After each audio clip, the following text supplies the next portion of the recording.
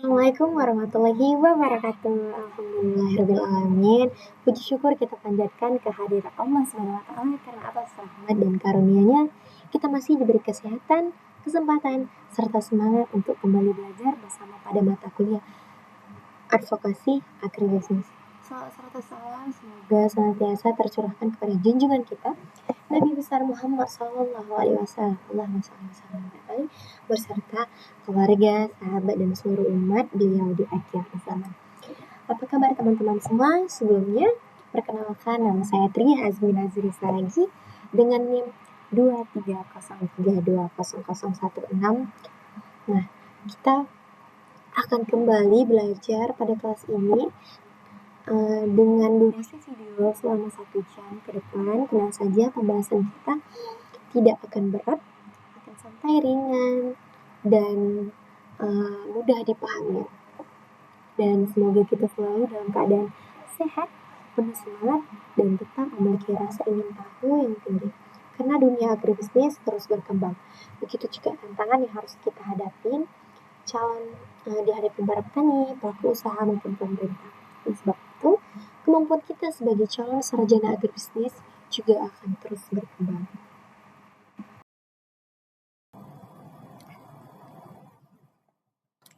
Baik teman-teman, pada beberapa pertemuan sebelumnya kita sudah mempelajari banyak hal tentang advokasi. Jadi kita belajar memahami bagaimana sebuah isu, bagaimana kita mengidentifikasi stakeholder, bagaimana membangun koalisi, bagaimana menggunakan data sebagai advokasi. Jadi kita juga membahas bagaimana memanfaatkan media digital agar pesan advokasi dapat menjangkau masyarakat dengan lebih luas.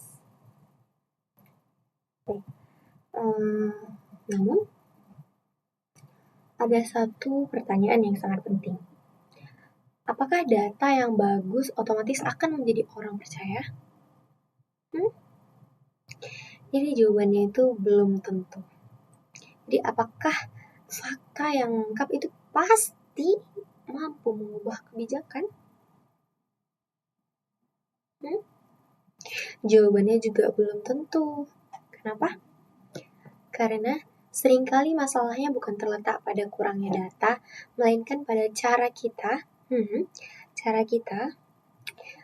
menyampaikan data tersebut kepada orang lain.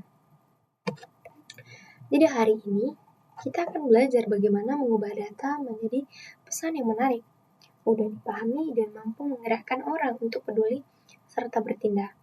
Jadi materi ini mencakup menyusun pesan yang efektif, pemilihan saluran komunikasi yang tepat, serta storytelling berbasis data dalam agribisnis. Jadi teman-teman, saya ingin mengawal pertemuan ini dengan sebuah ilustrasi sederhana. Bayangkan ada 2 orang yang ingin menyampaikan kondisi petani. Orang pertama mengatakan harga jagung itu sedang turun. Selesai. Sementara orang kedua mengatakan Pak Budi adalah seorang petani jagung yang ia tuh sudah bertani selama lebih dari 20 tahun. Nah, biasanya hasil panennya cukup untuk biaya kedua sekolah anaknya. Namun, 3 bulan terakhir harga jagung turun hampir 50%. Penghasilannya pun ikut menurun, sehingga ia mulai kesulitan membeli pupuk untuk musim tanam berikutnya. Sekarang saya ingin bertanya, kalau kalian mendengar 2 cerita tersebut, mana yang lebih menyentuh? Mana yang lebih mudah diingat? Sebagian besar orang tentu akan memilih cerita yang kedua. Kenapa? Karena manusia pada dasarnya lebih mudah memahami cerita daripada hanya sekedar angka. Sekarang jangan salah paham. Bukan berarti data itu tidak penting. Justru data tetap menjadi dasar utama, tapi data yang disampaikan tanpa cara yang tepat seringkali hanya menjadi angka-angka yang sulit dipahami. Dan sebaliknya, cerita yang tidak didukung oleh data juga bisa kehilangan kepercayaan. Jadi karena itu, seorang pelaku advokasi harus mampu menggabung keduanya. Data memberikan bukti, cerita memberikan makna. Jadi, Ketika keduanya dipadukan, pesan yang disampaikan itu jauh lebih kuat. Coba kita lihat kehidupan sehari-hari.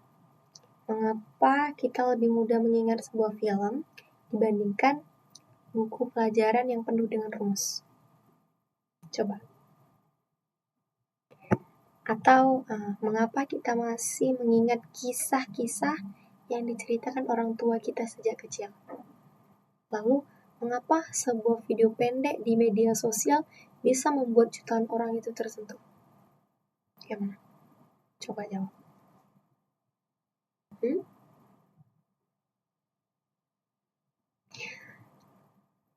Teman-teman, jawabannya sederhana. Karena manusia memang menyukai cerita. Jadi, cerita ini membuat informasi terasa dekat dengan kehidupan. Cerita membuat kita ikut merasakan apa yang dialami orang lain. Dan ketika cerita tersebut diperkuat dengan data yang benar, maka dampaknya menjadi jauh lebih besar. Jadi dalam dunia agribisnis, kemampuan seperti ini itu dibutuhkan. Bayangkan, kalian suatu hari nanti menjadi penyuluh pertanian, atau menjadi pegawai dinas pertanian, atau bekerja di sebuah perusahaan agribisnis. Bahkan mungkin menjadi pendamping kelompok tani. Kalian pasti sering menjelaskan bagaimana persoalan kepada masyarakat. Gini.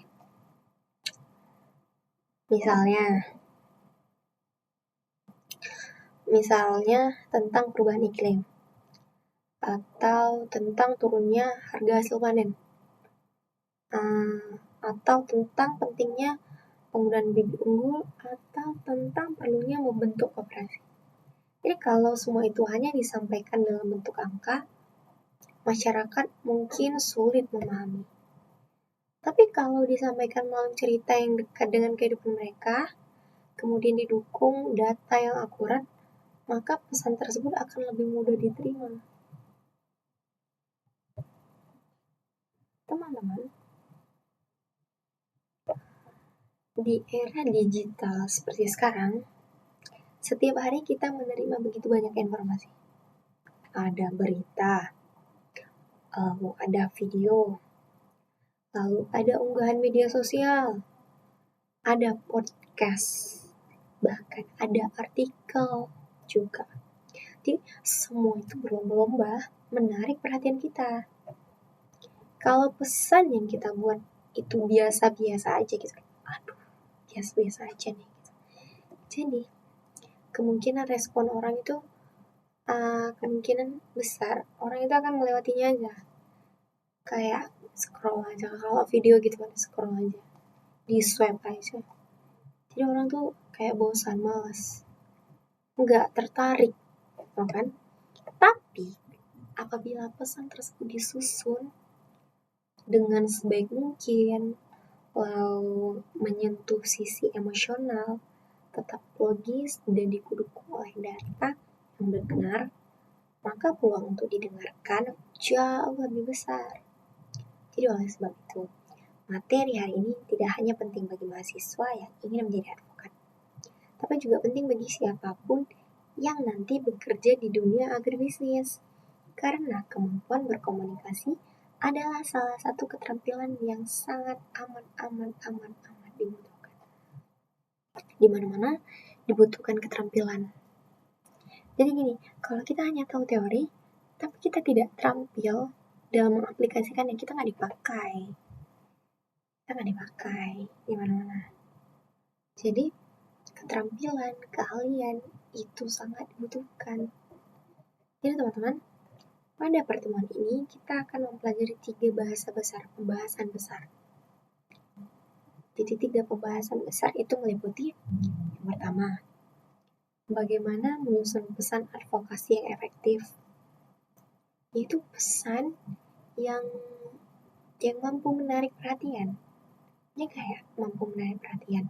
Jadi mudah dipahami, menggabungkan pendekatan emosional dan logis, serta itu disampaikan secara konsisten, tidak berubah-ubah. Kayak kita bilang keluhan petani, di wilayah sekian, di wilayah ini ada sekian hektar, pendapatan petaninya menurun sekian persen dalam per bulan. Lalu seminggu kemudian kita update, di wilayah ini juga luasnya itu berbeda kita sebutkan. Tapi di wilayah itu kan nggak mungkin dalam waktu 1 bulan, 1 minggu lah kita katakan, satu wilayah luasnya bisa berubah kecuali data tidak akurat. Jadi kekonsistenan itu penting untuk menjaga kepercayaan publik. Dan kedua, kita akan membahas bagaimana pemilihan saluran komunikasi yang tepat. Jadi kayak mengapa hal ini penting gitu? Karena pesan yang sama belum tentu efektif apabila disampaikan kepada audiens yang berbeda melalui media yang tidak sesuai. Jadi kita harus memahami siapa target audiens dan memilih media komunikasi yang paling tepat untuk mereka. Ketiga, kita akan membahas storytelling berbasis data agribisnis. Jadi kita pembahasannya itu kita storytelling, tapi tetap berbasis pada data agribisnis. Jadi kita tidak keluar jalur, kita tetap di jalur yang sama dari awal sampai akhir. Itu yaitu gini, bagaimana mengubah data menjadi cerita yang mampu membangun empati, lalu memperkuat argumen, serta itu juga dapat mendorong masyarakat maupun pembuat kebijakan untuk mengambil tindakan yang nyata. Iya.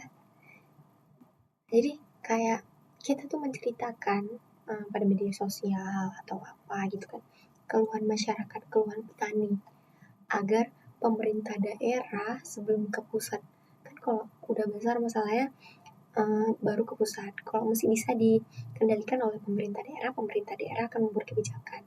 Jadi dari storytelling itu kita menceritakan lah bla bla bla bla, tergeraklah emosional pemerintah kita di daerah tersebut untuk membuat suatu kebijakan yang dapat melindungi petani. Secara nyata ada kebijakannya gitu untuk melindungi. Tidak hanya kayak iya ya di sana pendapatan menurun, harganya tidak stabil, kasihan petani, udah tidak ada buat kebijakan apapun, kan percuma. Jadi kita harus mampu membuat storytelling data agribisnis tadi, datanya tadi kita jadikan sebuah cerita agar pemerintah tadi membuat suatu kebijakan yang dapat melindungi petani tadi yang terdapat masalah. Nah, kita juga akan mempelajari unsur-unsur penting dalam storytelling serta contoh penerapannya di bidang agribisnis. Nah, teman-teman, saya berharap jadi setelah mengikuti perkuliahan ini, kalian tidak hanya mampu mengumpulkan data, tidak hanya mampu membuat laporan, tapi juga mampu menyampaikan informasi dengan cara yang menarik, mudah dipahami, dan mampu menggerakkan orang lain. Karena pada akhirnya, advokasi ini bukan soal berbicara saja. Jadi advokasi ini tentang bagaimana cara membuat orang lain memahami sebuah masalah yang sedang dihadapi. Jadi kayak mereka mempercayai solusi yang kita berikan, yang kita tawarkan, dan bersedia juga ikut menjadi bagian dari sebuah perubahan. Jadi teman-teman, coba kalian siapkan buku catatan, lalu tenangkan pikiran, siapkan pikiran yang terbuka agar mudah memahami materi kita pada malam hari ini. Jadi, karena hari ini kita akan belajar bagaimana mengubah data menjadi pesan yang bermakna. Jadi, bagaimana menentukan media komunikasi yang paling tepat, dan bagaimana membangun storytelling yang kuat untuk mendukung advokasi pada bidang agribisnis.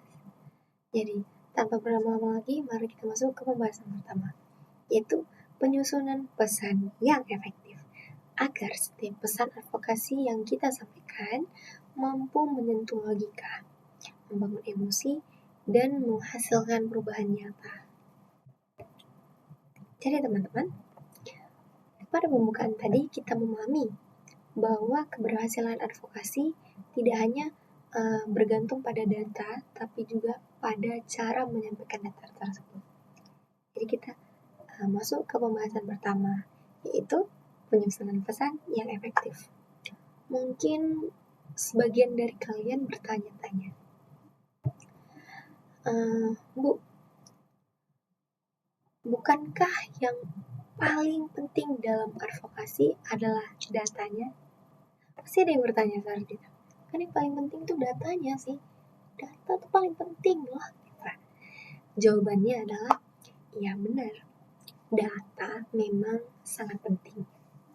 Tapi data yang tidak dipahami oleh audiens akan kehilangan kekuatannya. Jadi kayak, ini kita punya data. Punya data kan. Katakanlah, kita punya data. Tapi audiens nggak ngerti apa ini. Jadi data yang kita punya, yang kita peroleh, nggak berguna. Kayak sampah. Kenapa? Karena audiensnya nggak memahami kan makna dari data tersebut, arti data tersebut. Gitu. Sebaliknya, pesan yang menarik tetapi tidak memiliki dasar data juga akan kehilangan kredibilitas. Jadi, keberhasilan advokasi lahir dari perpaduan antara isi yang benar dan cara penyampaian yang tepat pula, teman-teman. Jadi inilah yang menjadi inti pembahasan kita hari ini. Jadi pada materi kali ini akan dijelaskan bahwa pesan advokasi yang efektif, dia harus mampu menarik emosional sekaligus logika. Lalu disampaikanlah secara konsisten pada semua saluran komunikasi dan oleh seluruh juru bicara. Gitu. Kayak mungkin ada yang tanya kayak, mengapa pesan sangat penting? Mengapa pesan itu sangat penting? Teman-teman, saya ingin memberikan sebuah ilustrasi kayak, bayangkan ada 2 orang penyuluh pertanian. Penyuluh pertama itu datang ke desa dan berkata gini, "Hai, hari ini saya akan menjelaskan pentingnya penggunaan bibit unggul."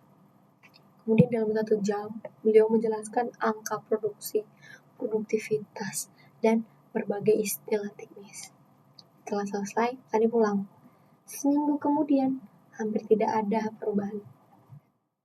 Sekarang kita lihat penyuluh kedua.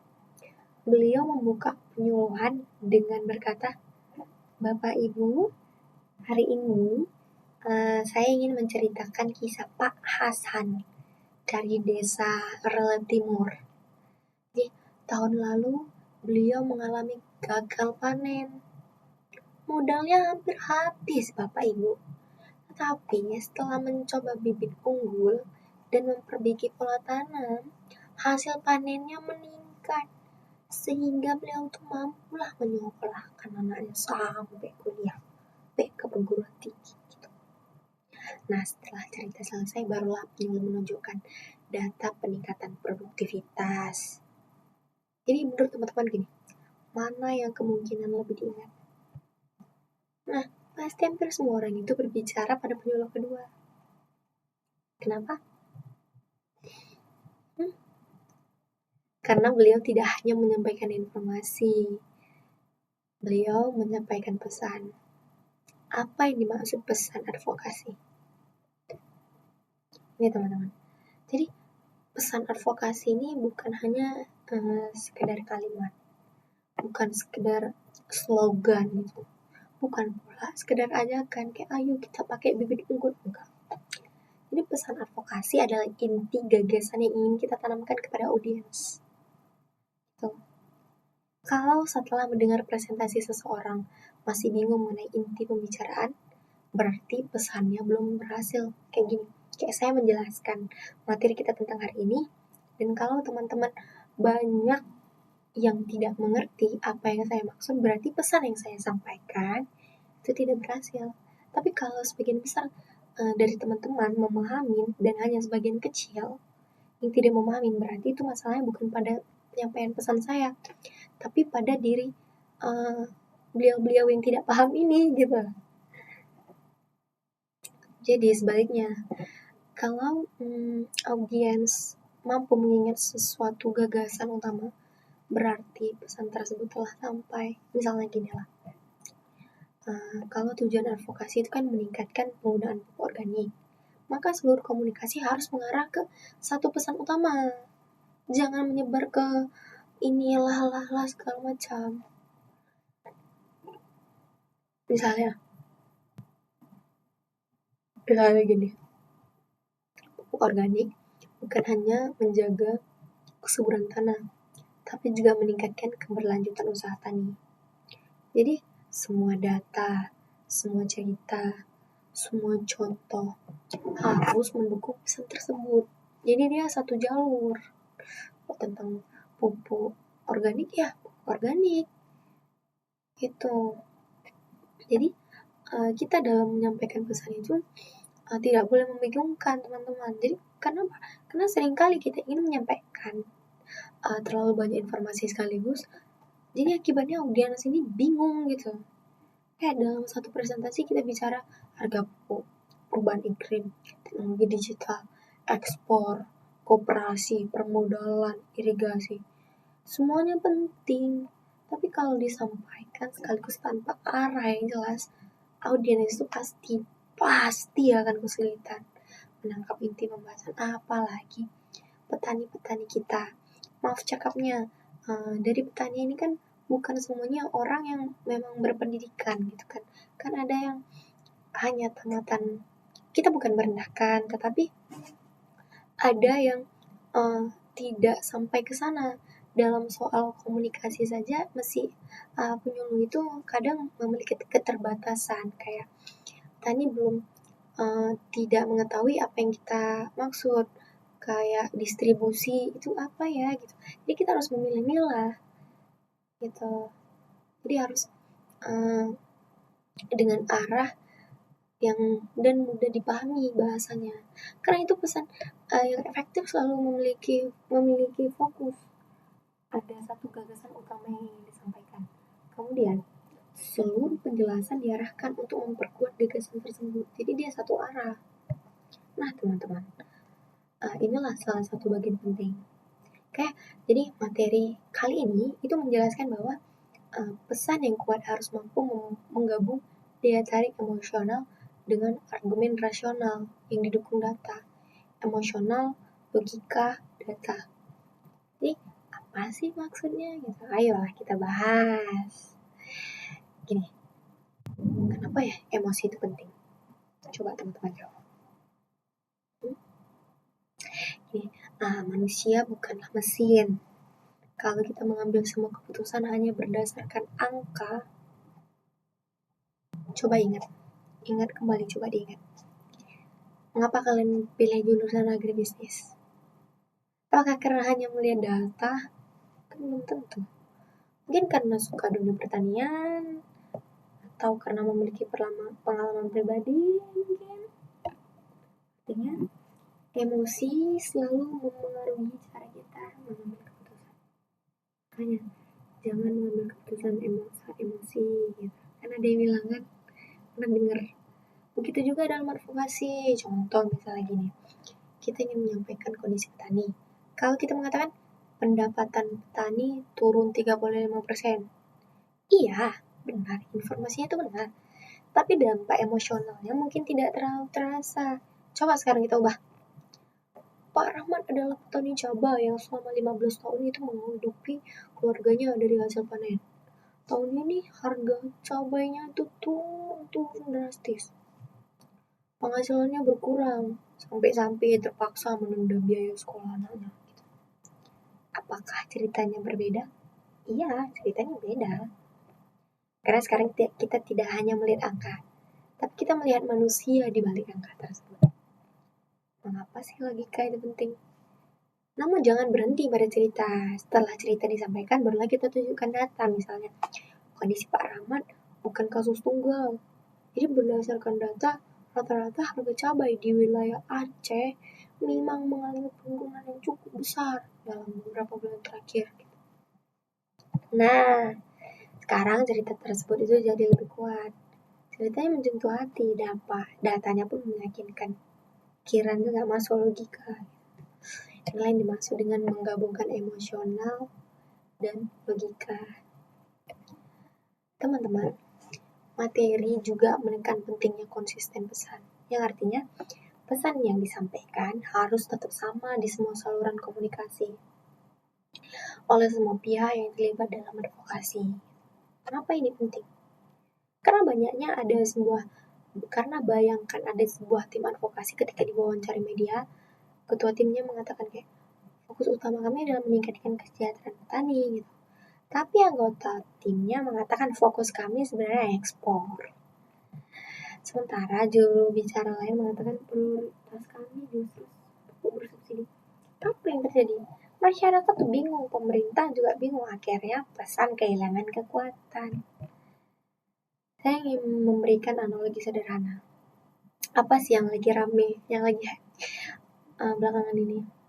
Bola ya, tentang bola ya. Sepak bola. Tadi malam ya. Tadi malam final. Iya, final tadi malam. Pasti semua orang di sini rata-rata pernah menonton pertandingan sepak bola. Apalagi tadi malam pasti gadang nengok bola. Jadi coba kalian bayangkan, setiap pemain ini memiliki strategi sendiri-sendiri. Jadi kayak penyerang, nyerang sendiri, gelandang ingin bertahan, bek justru ikut menggeser bola ke depan tanpa koordinasi apa-apa. Ya apa yang terjadi? Ya timnya kacau. Begitu juga advokasi. Jadi semua orang ini boleh memiliki cara yang berbeda, tapi pesan utamanya harus sama. Kalau kita rangkum lah, nih ya, pesan advokasi yang efektif memiliki beberapa ciri. Pertama itu jelas, audiens langsung memahami inti pesan. Kedua singkat, tidak berputar-putar. Ketiga itu mudah diingat, menggunakan bahasa yang sederhana. Itu tadi yang saya bilang tadi. Kalau kita menggunakan bahasa yang sulit-sulit, yang susah-susah, petani juga akan tidak mudah mencerna bahasa kita. Jadi nggak sampai pesannya, nggak sampai yang kita ingin kasih tahu tuh nggak sampai, karena petani tuh nggak paham. Jadi pakai bahasa yang mudah. Yang keempat itu didukung data, bukan hanya sekedar opini gitu. Yang kelima itu tadi emosional, membuat audiens merasa dekat dengan persoalan yang sering dibahas. Dan keenam, konsisten. Jadi pesan yang sama disampaikan di semua media komunikasi. Gitu. Karena gini, sekarang kita bahas beberapa kesalahan yang sering dilakukan. Mungkin pertama, menggunakan bahasa yang terlalu teknis. Misalnya menjelaskan petani dengan istilah-istilah ilmu yang sudah dipahami, yang kayak tadi saya jelaskan. Padahal kan tujuan advokasi ini kan membuat petani, membuat semua orang itu mengerti bahwa kita yang maksud tuh begini loh, bukan menunjukkan bahwa kita pintar. Enggak, petani tidak membutuhkan itu, orang-orang nggak membutuhkan itu sebenarnya. Orang sebenarnya tujuannya itu biar paham, membuat orang itu mengerti apa yang kita maksud. Lalu kesalahan kedua itu terlalu banyak angka. Iya benar, data itu penting. Tapi kalau dia dibombardir dengan puluhan tabel, ya mereka justru kehilangan fokus. Pilih data yang paling relevan. Kesalahan ketiga, tidak memahami siapa audiensnya. Bahasa kepada mahasiswa tentu berbeda dengan bahasa kepada petani. Jadi bahasa kepada pemerintah berbeda dengan bahasa kepada masyarakat umum.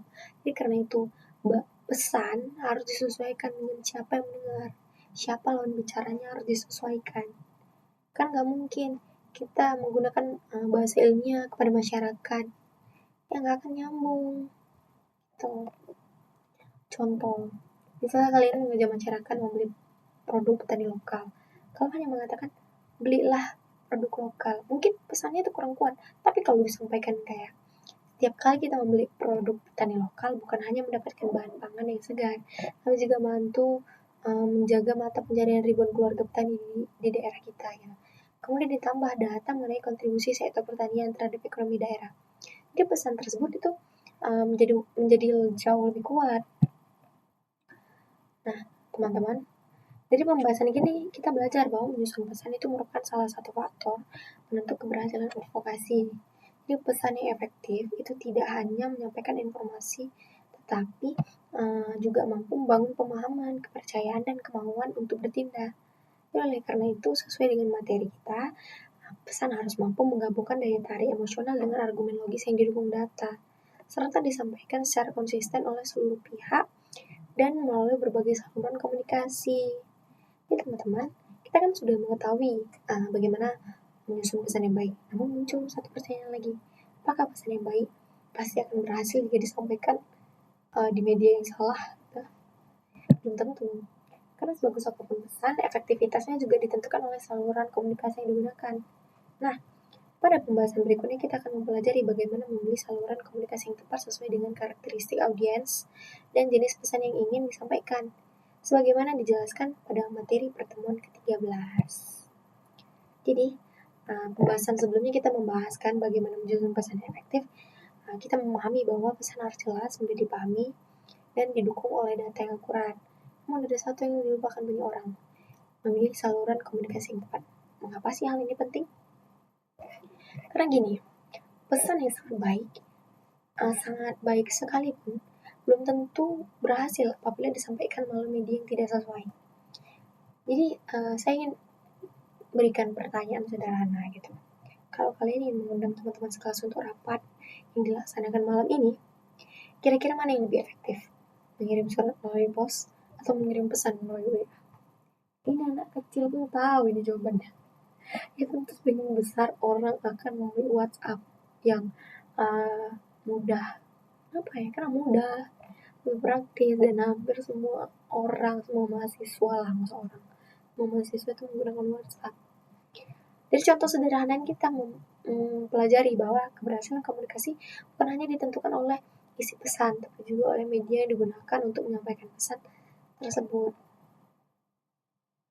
Nah, teman-teman coba bayangkan sebuah produk pertanian yang sangat bagus, misalnya madu hutan organik, rasanya berkualitas, kemasannya menarik, harganya bersaing.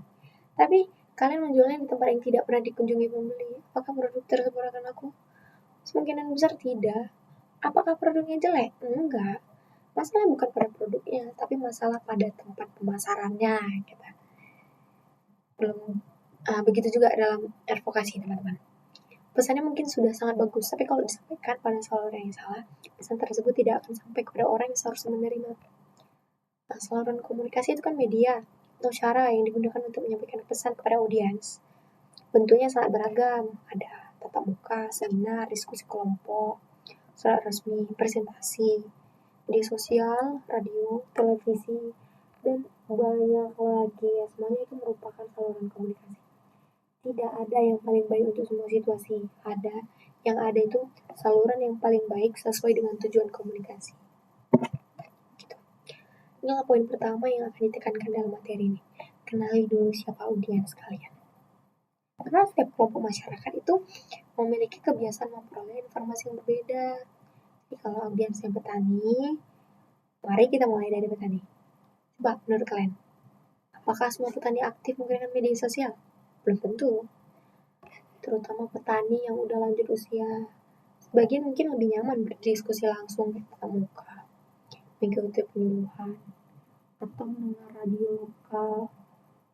Karena itu, kalau tujuan advokasi adalah meningkatkan penggunaan bibit unggul di desa, pertemuan langsung bersama kelompok tani seringkali lebih efektif dibandingkan hanya membuat unggahan di media sosial. Kenapa? Karena petani dapat langsung tanya, Pak, ini maksudnya kayak mana? Bu, ini maksudnya kayak mana? Dek, kalau kayak gini tuh bagaimana? Melihat contoh lah terus petani tersebut dan dapat berdiskusi. Kalau audiens yang generasi muda kayak kalian ini, sekarang kita ubah. Audiensnya mahasiswa atau anak muda. Apakah mereka lebih sering membaca surat kabar? Enggak. Gen Z lagi malas sekali membaca. Benar apa benar? Keprokatu. Mungkin jadi sebagian besar itu memperoleh informasi melalui media sosial, melalui video pendek, melalui podcast, atau tengok YouTube gini. Karena itu, kalau target advokasi adalah generasi muda, kontennya juga harus disesuaikan. Bahasanya lebih sederhana, visualnya menarik, mudah dibagikan, durasinya jangan panjang-panjang. Anak muda itu gampang bosan. Jadi, jika audiens membuat kebijakan, sekarang bayangkanlah, kalau kepala dinas atau anggota DPR, bupati, gitu, berkalian. Apakah cukup hanya mengirim video TikTok? Enggak, mereka membutuhkan informasi yang lebih lengkap. Mereka memerlukan laporan, presentasi, data, analisis, rekomendasi kebijakan. Karena tugas mereka itu mengambil keputusan. Artinya, semakin tinggi tingkat pengambilan keputusan, semakin lengkap pula pola informasi yang perlu kita sampaikan. Nih teman-teman, menyesuaikan dengan sifat pesan. Selain audiens, materi ini juga menjelaskan bahwa pemilihan saluran komunikasi harus mempertimbangkan sifat pesan. Mari kita bahas maksudnya gini. Pesan yang mendesak. Terjadilah serangan hama yang menyebar sangat amat tepat. Petani harus segera mengetahui informasi tersebut. Kalau kalian membuat laporan setebal 100 halaman, apakah itu efektif? Enggak, teman-teman. Petani itu membutuhkan informasi cepat dan secepat mungkin. Dalam kondisi seperti ini, media sosial, WA, radio jauh lebih efektif karena informasi dapat diterima dengan cepat. Nah, sekarang kita lihat contoh lain. Misalnya, pemerintah yang menjelaskan kebijakan baru mengenai tata niaga hasil pertanian. Belum tentu apakah cukup dengan satu poster. Mungkin kan? Karena materinya cukup kompleks. Mungkin diperlukan laporan tertulis, presentasi, seminar, diskusi, bahkan sesi tanya jawab. Kenapa? Karena audiens itu butuh penjelasan yang lebih mendalam. Teman-teman, di era digital seperti sekarang, jarang sekali advokasi hanya menggunakan satu media. Biasanya, berbagai saluran itu digunakan secara bersamaan. Misalnya, organisasi petani itu meluncurkan program pertanian organik. Mereka dapat melakukan beberapa langkah sekaligus. Pertama, mengadakan konversi pers. Kedua, mengunggah video edukasi media sosial. Ketiga, menyebarkan infografis.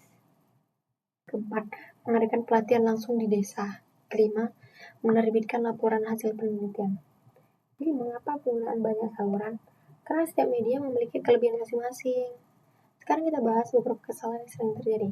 Kesalahan pertama, menggunakan satu jenis media untuk semua orang. Padahal karakteristik audiens itu berbeda-beda. Udah kita jelasin dari tadi ya. Saya kalau nggak apa-apa, kalau nggak paham kalian tonton balik. Harus paham, ini mudah teman-teman. Ini sudah disampaikan dengan cara yang amat mudah, bahasa yang sederhana. Kesalahan kedua, berikan bahasa kepada semua kelompok. Bahasa untuk mahasiswa berbeda dengan bahasa petani. Bahasa kepada investor berbeda dengan bahasa kepada masyarakat umum. Lalu banyak lagi kesalahan-kesalahan yang dapat terjadi, teman-teman. Gini. Dari pembahasan ini kita memahami bahwa pemilihan saluran komunikasi merupakan bagian penting dalam keberhasilan advokasi. Jadi sesuai dengan materi, saluran komunikasi harus dipilih berdasarkan karakteristik audiens.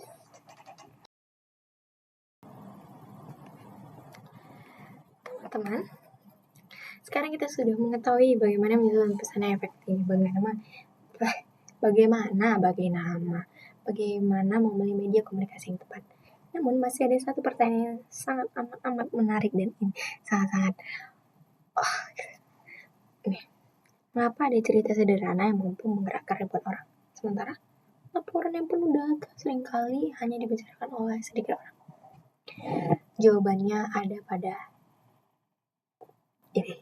Kita akan mempelajari storytelling berbasis data agribisnis. Itu bagaimana menggabungkan kekuatan cerita dengan data sehingga pesan advokasi menjadi lebih mudah dipahami, lebih diingat, mampu membangun empati dan lebih persuasif sesuai dengan materi pada pertemuan 13.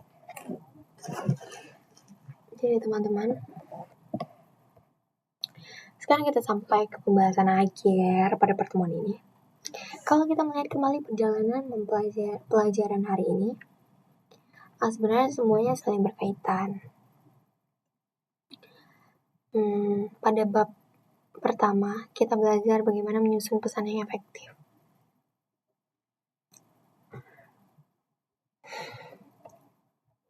Kedua, membahas bagaimana saluran komunikasi yang tepat.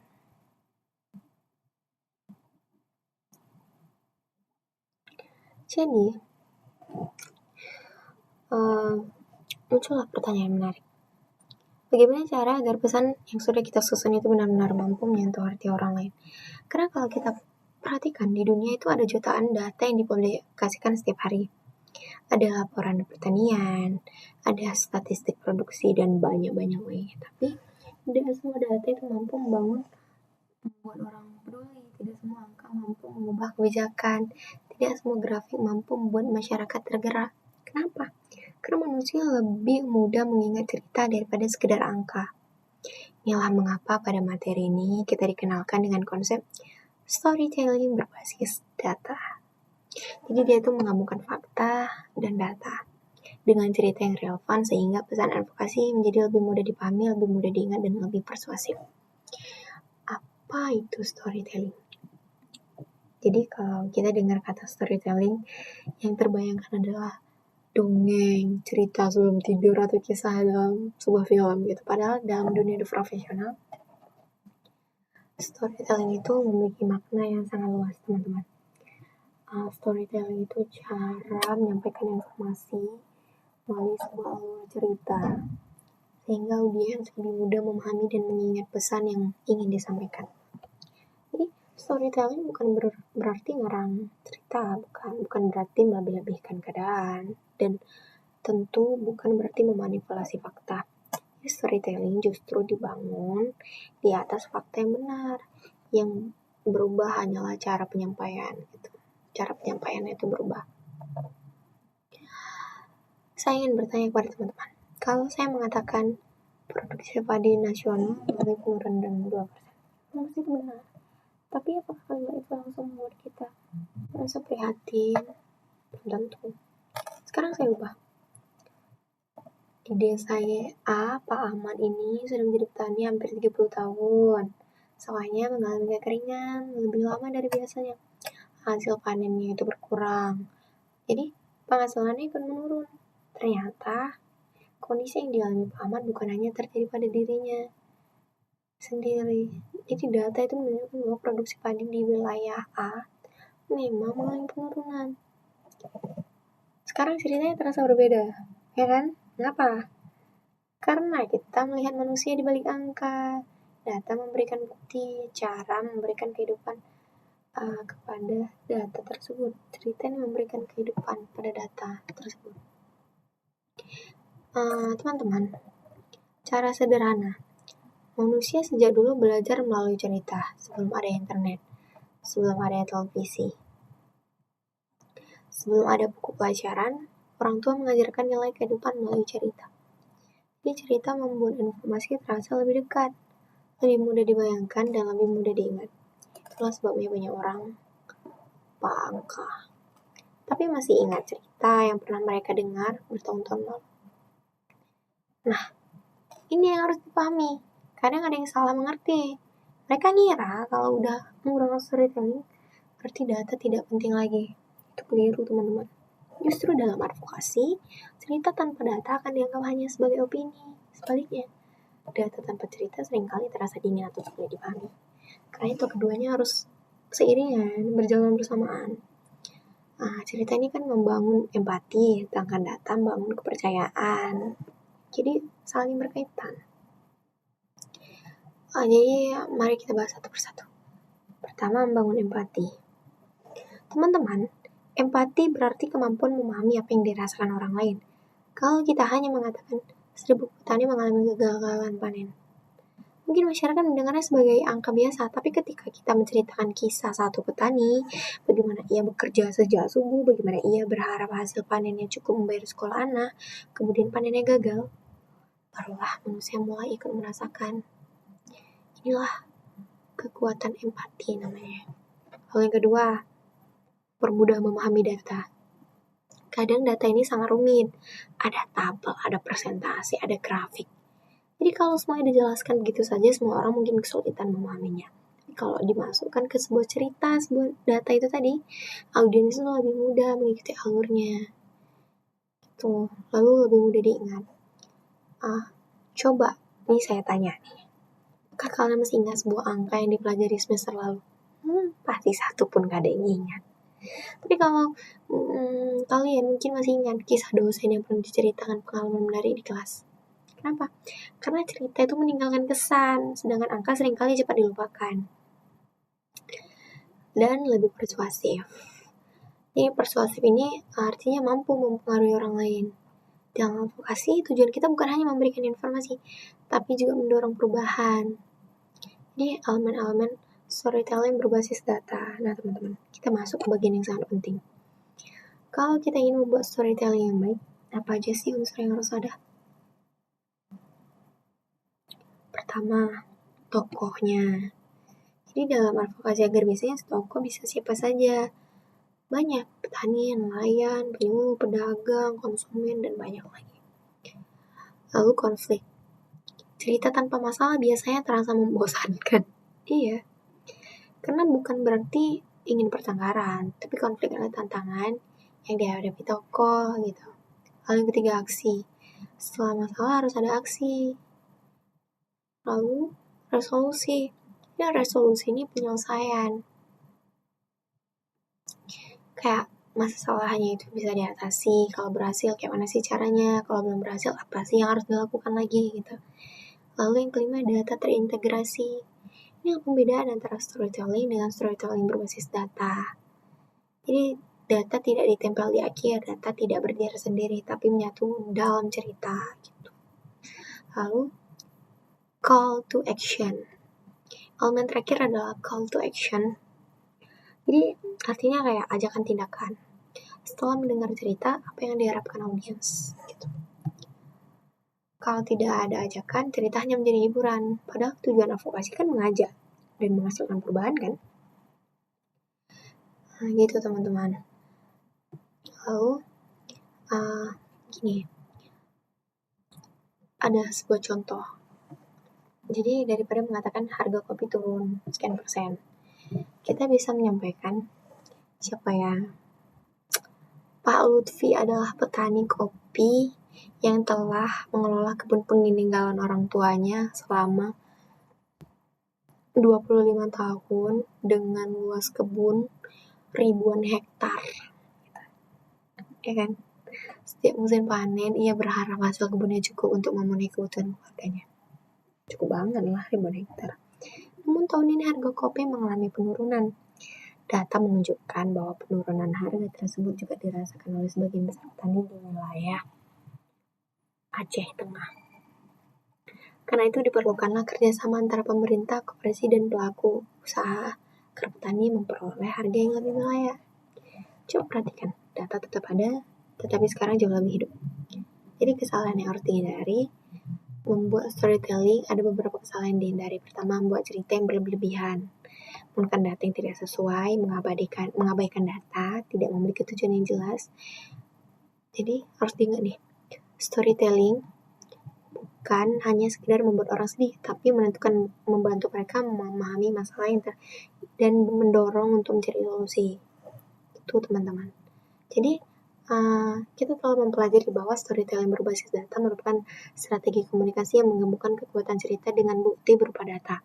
Sesuai dengan materi kita, pendekatan ini efektif karena mampu membangun empati, mempermudah pemahaman terhadap data, membuat pesan lebih mudah diingat, serta lebih persuasif dalam mendorong perubahan.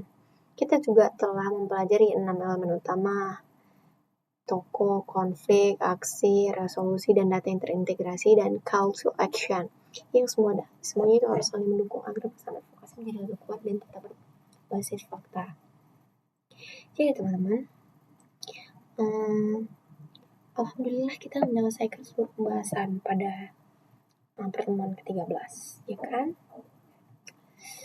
Jadi gini, kita masuklah ke studi kasus menyusun pesan advokasi dan storytelling berbasis data pada kasus penurunan minat generasi muda di sektor pertanian. Ini sangat bias banget sih ini case-nya. Gini,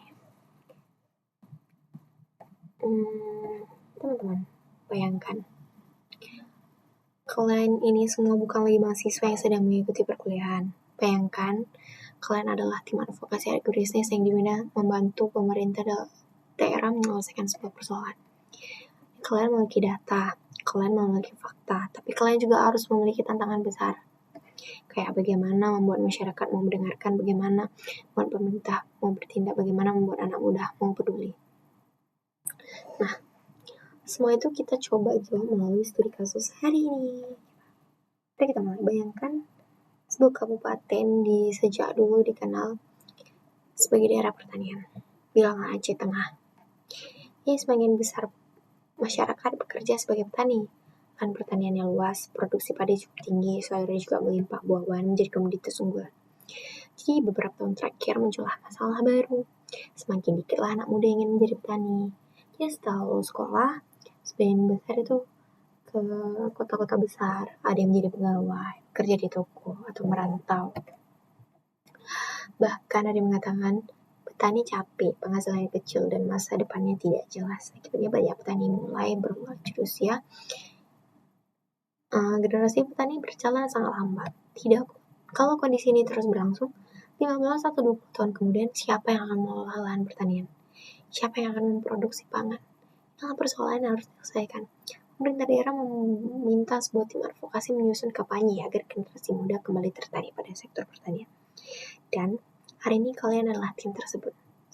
Pertama, kalian kumpulkan data. Teman-teman, masih ingat materi pertemuan sebelumnya? Sebelum menyampaikan pesan, apa yang harus dilakukan? Betul, mengumpulkan data.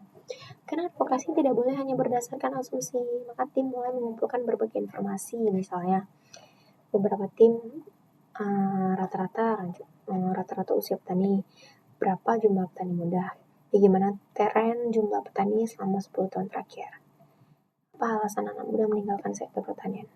Jadi banyak lagi pertanyaan. Jadi semua pertanyaan tersebut harus dijawab dengan data. Misalnya, setelah dilakukan survei, diperolehlah beberapa pertemuan. Sebagian besar petani berusia di atas 50 tahun. Jumlah petani muda terus menurun. Sebagian besar responden menganggap pertanian identik dengan pekerjaan yang berat. Namun menariknya, banyak anak muda sebenarnya tertarik menggunakan teknologi digital. Yang artinya, masalah bukan karena mereka membenci pertanian, tapi karena mereka memiliki gambaran yang kurang menarik mengenai dunia pertanian. Nah, data inilah yang menjadi dasar penyusunan pesan. Lalu, kedua, menentukan tujuan. Jadi ditentukanlah tujuan advokasi. Jadi setelah data terkumpul, tentukan tujuan. Apakah tujuannya? Apakah sekedar membuat video? Kan tentu bukan. Tujuannya itu harus jelas, kayak meningkatkan minat generasi muda terhadap sektor pertanian modern. Perhatikan tujuan ini spesifik. Bukan hanya mengenalkan pertanian, tapi mengubah cara pandang masyarakat terhadap pertanian. Lalu langkah ketiga, menyusun pesan. Teman-teman, sekarang kita mulai menerapkan materi pertama. Bagaimana menyusun pesan yang efektif? Kalau pesan hanya berbunyi, ayolah jadi petani, gitu. Coba kalian pikir, menarik ya? Enggak menarik. Karena pesannya terlalu umum. Sekarang kita ubah. Petani bukan lagi pekerjaan tradisional. Dengan teknologi dan inovasi, generasi muda dapat membangun usaha yang menguntungkan sekaligus berkontribusi terhadap ketahanan pangan Indonesia. Apakah terasa berbeda? Iya, terasa berbeda. Karena pesan tersebut memberikan harapan, bukan hanya ajakan. Selain itu, pesan tersebut menyentuh dua sisi. Sisi emosional, yaitu kebanggaan membangun negeri, dan sisi logis, yaitu adanya peluang usaha. Persis seperti yang kita pelajari pada materi sebelumnya. Lalu langkah keempat, memilih saluran komunikasi. Sekarang muncul pertanyaan, bagaimana pesan ini akan disampaikan?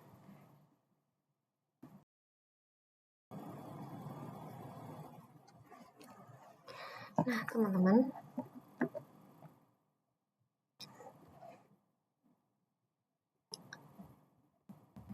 langkah kelima itu menyusun storytelling. Kenapa? Inilah bagian yang paling penting, teman-teman. Tim tidak langsung menyampaikan data, tetapi mulai dengan sebuah cerita. Namanya Riko. Dia 5 tahun yang lalu, dia bekerja di toko. di kota. Setiap hari berangkat pagi, pulang malam, pendapatannya cukup.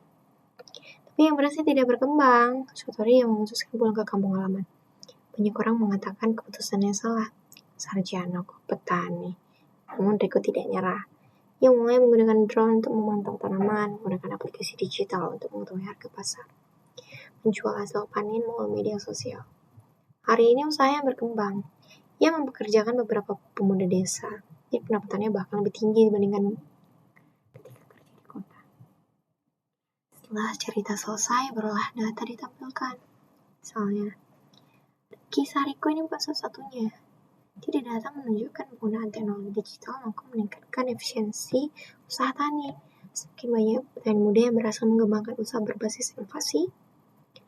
Nah, sekarang cerita dan data saling menguatkan. Mengapa storytelling ini efektif? Mari kita analisis bersama.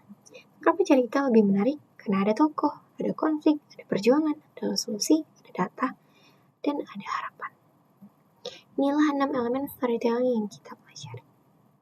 Kesalahan yang harus dihindarin kalau tim advokasi hanya membuat presentasi seperti ini, slide pertama tabel, slide kedua grafik, slide ketiga presentasi, slide keempat data lagi. Apakah generasi muda akan tertarik? Belum tentu. Karena mereka membutuhkan sesuatu yang dekat dengan kehidupan mereka. Data tetap penting, tapi penyampaiannya itu harus menarik. Diskusi bersama mahasiswa, gitu kan. Baik teman-teman, saya ingin mengajak kalian berpikir kalau kalian menjadi anggota tim advokasi. Apa cerita yang akan kalian buat?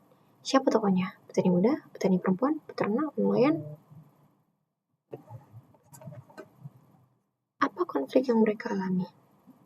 Bagaimana data memperkuat cerita?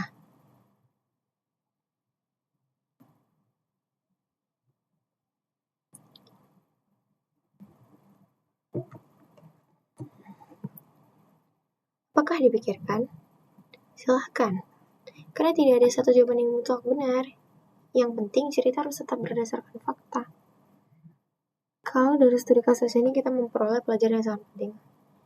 Advokasi itu berhasil bukanlah advokasi memiliki data yang paling banyak, tapi yang mampu membuat data tersebut dipahami oleh masyarakat. Jadi teman-teman,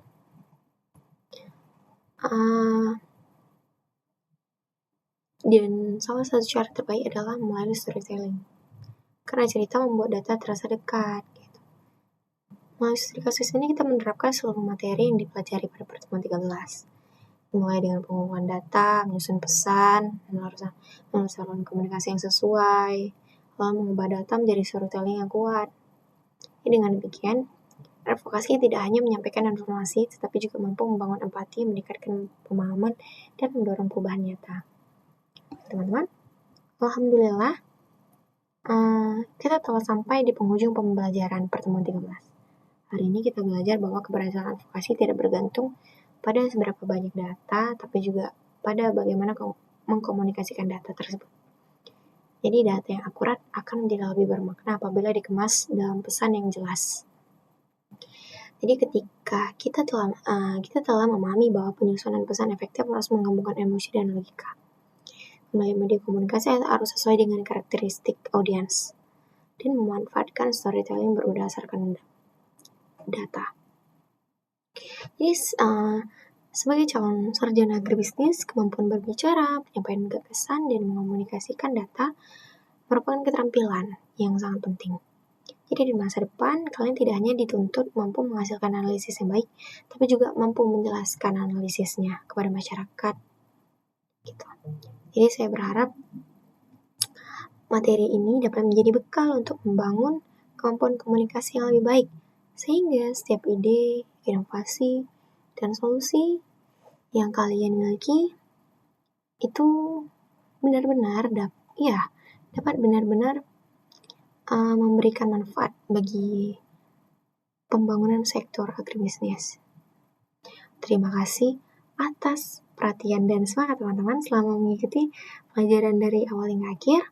Saya Tria Azmi Nazri Saragi dengan NIM 2303-20016 pada kelas 6A Komunikasi Advokasi Agribisnis. Pamit undur diri dan semoga kita semua sukses tercapai semua keinginannya. Teman-teman bagi yang belum paham materi kali ini bisa ditonton kembali atau bisa bertanya di komentar. Kita akan diskusi di komentar. Jadi jangan sungkan, kita di sini sama-sama belajar. Jadi sampai bertemu pada pertemuan berikutnya. Wassalamualaikum warahmatullahi wabarakatuh. Dadah teman-teman. See you next time.